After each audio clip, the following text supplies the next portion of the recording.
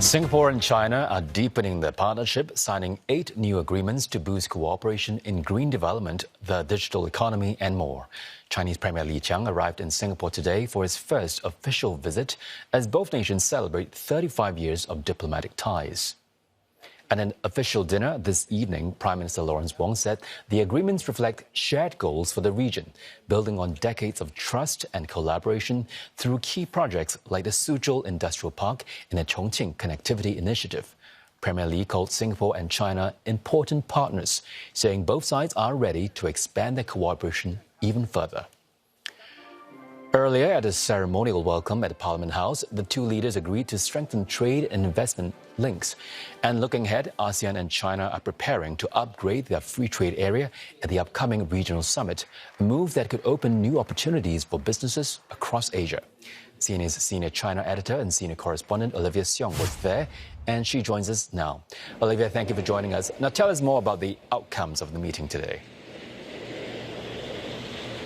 Well, Colin, one of the key takeaways is that assessment from both leaders that Singapore and China mark 35 years of, quote, excellent diplomatic relations this year. And that's according to the Singapore Foreign Ministry readout after the Chinese Premier received a red carpet welcome here at the Parliament House here in Singapore earlier today. That's also being his first visit to Singapore since taking office in 2023. Also the first visit by a Chinese Premier to Singapore since 2018. Now, PM Wong also said that in these last 35 years that both countries have undergone tremendous change and transformation, but the bilateral ties have grown from strength to strength.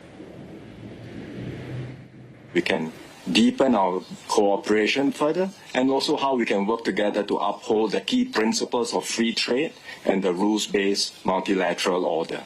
And by doing so, we can not only strengthen our bilateral ties, but also work together to contribute to the stability and shared prosperity of our region.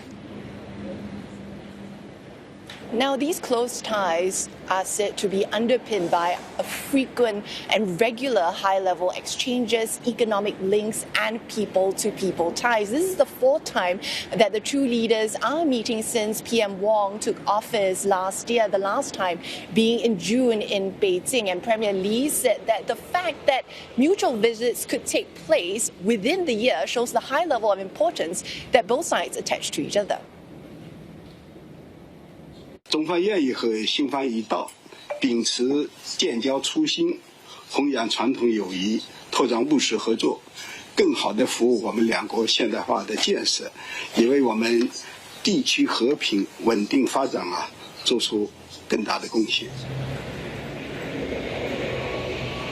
Now, I want to talk more also about the 8 MOUs that were signed between the two countries. Among them is an upgrade to the Singapore-China Green and Digital Shipping Corridor, which aims to really decarbonize and digitalize the maritime industry, and that will expand the existing initiative from its current arrangements in China's Tianjin and Shandong. Now, other deals that were signed will see both countries collaborate on a joint training program for ASEAN officials, as well as setting up business cooperation centers in Southeast Asia. Now, Olivia, clearly a lot happened today, but can you tell us what's the significance of the meetings?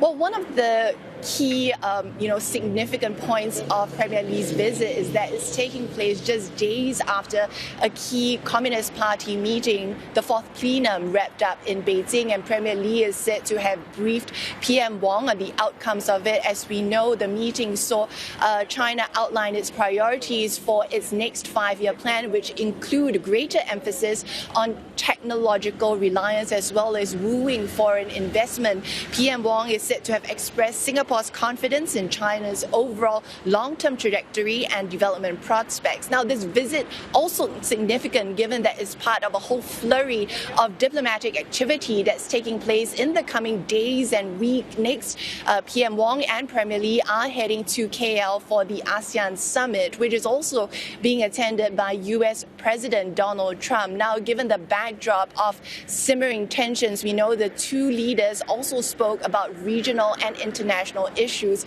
And given ongoing tensions between China and the US, analysts I've been speaking to say the stakes are high. China wants to show that the region that it is a reliable partner, and there's substance behind it in the sense that they want to step up trade and investment. He will continue to stress the opportunities that can be brought about by China's growth, and not only China's growth, but China's emphasis in the newer areas of growth.